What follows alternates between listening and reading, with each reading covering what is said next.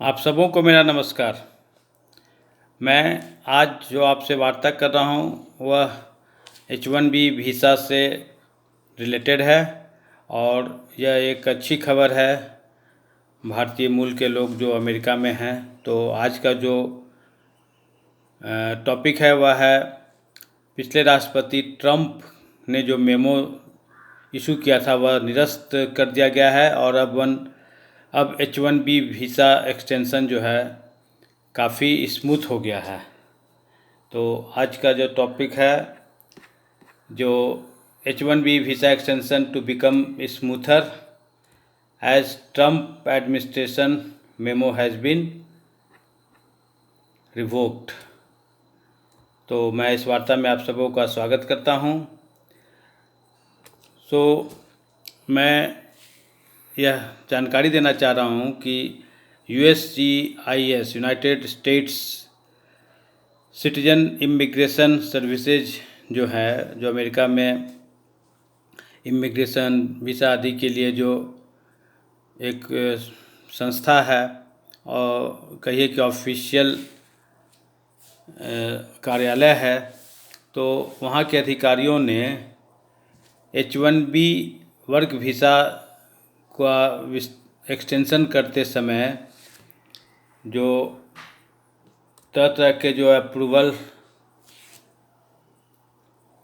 जो थे उसको उन लोगों ने USCIS के अधिकारियों ने फ़िलहाल उसको डेफर कर दिया है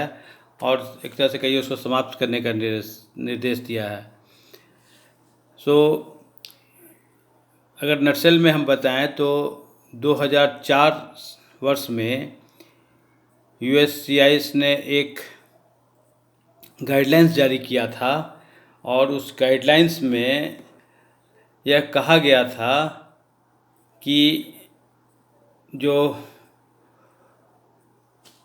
H1B वीज़ा जो स्पेशलिटी कैटेगरी को जो दिया जाता है, अगर उसमें कोई मटेरियल चेंज नहीं होता है तो बार बार एक्सटेंशन, अगर हम वीज़ा एक्सटेंशन का है तो उसको फिर से कोई उस पर एक्सटेंशन के लिए फिर से डॉक्यूमेंट्स वगैरह लगाने की ज़रूरत नहीं है। लेकिन ट्रंप एडमिनिस्ट्रेशन जब अमेरिका के राष्ट्रपति बने तो उन्होंने इस 2004 के गाइडलाइंस था उसको रद्द कर दिया और एवरी वीज़ा एक्सटेंशन को उन्होंने कहा गया है एक नए एप्लीकेशन के रूप में इसको ट्रीट किया जाए। और उसके बाद उन्होंने ट्रंप के समय उन्होंने कहा कि एक लोगों से request for evidences that RFE सबसे लिया जाएगा और इस तरह उस समय ट्रंप के समय में उन्होंने आवश्यक कर दिया कि प्रत्येक वीज़ा एक्सटेंशन के लिए एप्लीकेशन लिया जाए और इस तरह काफ़ी एप्लीकेशन जो हैं वीज़ा एक्सटेंशन के लिए आने लगे और एडिशनल डॉक्यूमेंटेशन उसमें काफ़ी लोग को लगाना पड़ रहा था, जो कि एडमिनिस्ट्रेटिव कॉस्ट को भी बढ़ा रहा था और अननेसेसरी इसमें विलम्ब भी हो रहा था। एक अन्य इंस्टांसेज में एक तरह से कहा जाए कि वीज़ा एक्सटेंशन को आउटराइट डिनाइल ही रिजेक्ट ही किया जा रहा था और कुछ साल पहले से even when there was no change in facts such as job profile, the visa extension sought for H1B visa was denied। मैंने अगर कोई उसमें मटेरियल चेंज भी नहीं हो रहा था जॉब प्रोफाइल में, फिर भी वीज़ा एक्सटेंशन जो लोग डिमांड मांगा जाता था उसको एक तरह से डिनाई ही किया जाता है इस ग्राउंड पर कि जॉब जो है वह कोई स्पेशलिटी ऑक्यूपेशन नहीं है। और अब ये जो मैटर है ये USCIS ने इसे लिया, इसको टेकअप किया और कहा कि चूँकि ओरिजिनल H1B वीज़ा जो है जो इशू किया जाता है वह कोई स्पेशलिटी ऑक्यूपेशन के लिए ही किसी के पास होता है तभी वो जारी किया जाता है। तो चूँकि फिर भी यूएससीआई जो संस्था है उन्होंने चेतावनी दी कि अगर कोई मटेरियल चेंज जो है होता है और where new material detail is available, और उसमें कोई नया मटेरियल अवेलेबल होता है, तब जो है पहले का जो अप्रूवल है उसका वीज़ा का, उसमें चूँकि चेंज आ गया है तो उसको हम रेफरेंस में नहीं ले सकते हैं। मैंने कि सपोज कि आपका कोई स्पेशलिटी कंडीशन पर H1B वीज़ा जारी किया गया है, अब उसमें कोई मटेरियल चेंज आता है और कोई नया मटेरियल न्यू फैक्ट्स उसमें कोई आ गया है, तब वो जो उसका जो H1B वीज़ा उस केस में आप पहले के अप्रूवल का रेफरेंस नहीं ले सकते हैं। Policy will also not apply if there was material error in the prior decision that led to granting of the visa. और ये जो पॉलिसी जो 2004 में बना था उन सब केसों में भी अप्लाई नहीं होगा जहाँ पर कि जो उसके मटेरियल जिस पर उसको H1B वीज़ा दिया था उसमें कोई त्रुटि हो वीज़ा जारी करने के समय। Business entity make plans based on consistency and predictability. ये जो व्यावसायिक संस्थाएं हैं ये स्थिरता और पूर्वानुमेयता के आधार पर योजनाएं बनाती हैं। ये जो प्रोफेशनल एम्प्लॉयज जो हैं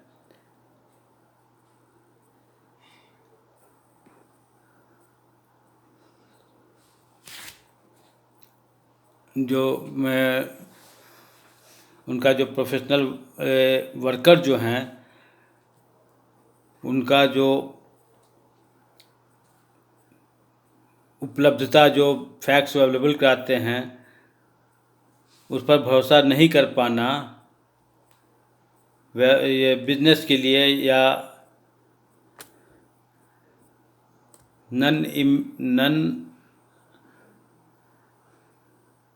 सिटीजन वर्कर्स जो वहाँ पर नहीं रहते हैं उनके लिए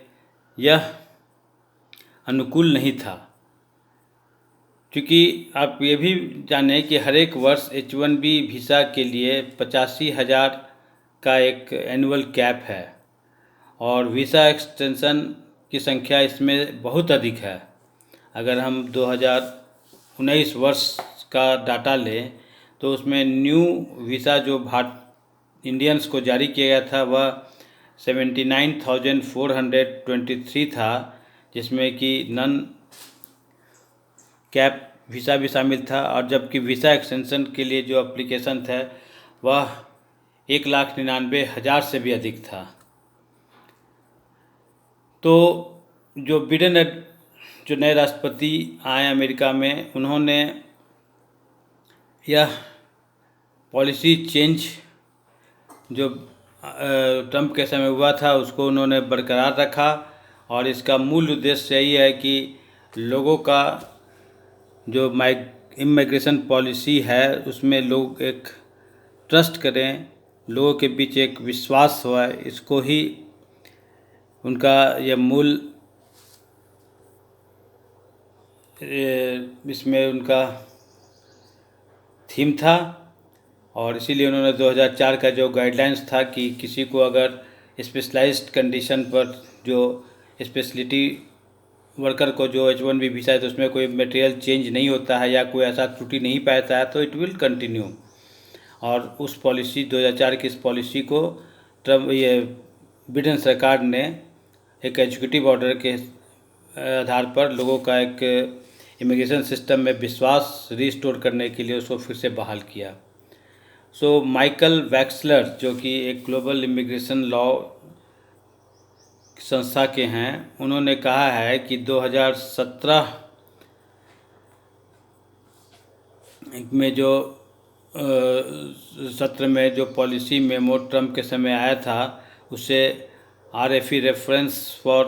एविडेंसेज काफ़ी अधिक संख्या में आ गया था उसका एप्लीकेशन, और सेम फैक्ट्स के साथ अप्रूवल मांगा जाता था कि भाई इनका पहले से H1B वीज़ा है, जो कि उस गाइडलाइंस 2004 के गाइडलाइन में क्लियर था कि अगर कोई मटेरियल चेंज नहीं होता है तो उसको कोई एक्सटेंशन के लिए नया एप्लीकेशन लगाने की जरूरत नहीं है। So reverting back to prior policy should decrease the number of extensions RFE and reduce their processing time. इस तरह से जो पुराने पॉलिसी पर जो बिडेन सरकार ने जो 2004 के पॉलिसी को लाई, इससे क्या हुआ कि जो एक्सटेंशंस के लिए जो काफ़ी ज़्यादा एप्लीकेशंस और एविडेंसेस के साथ लोग फिर से उसी चीज़ को रिपीट करते थे, उसकी संख्या कम हुई और अननेसेसरी जो प्रोसेसिंग टाइम्स इसमें लगता था वह भी, इसकी भी काफ़ी बचत हुई। सो अंत में वैक्सलर ने इसको कंक्लूड करते हुए कहा है, this is a welcome common sense. यह एक स्वागत करने योग्य परिवर्तन है। All it does it allow USCIS not to re-educate eligibility requirements that it already had.